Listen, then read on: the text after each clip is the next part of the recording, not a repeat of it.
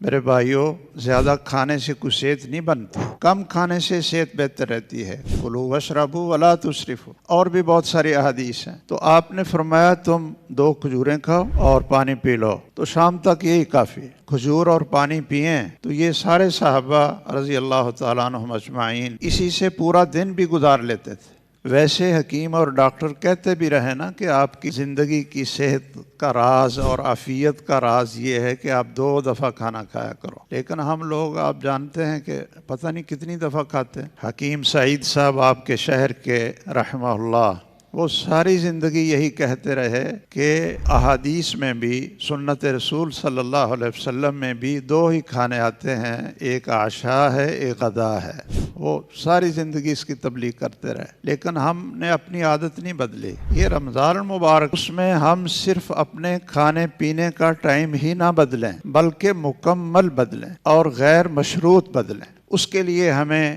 کیا کرنا چاہیے کہ ابھی سے تیاری کر لیں۔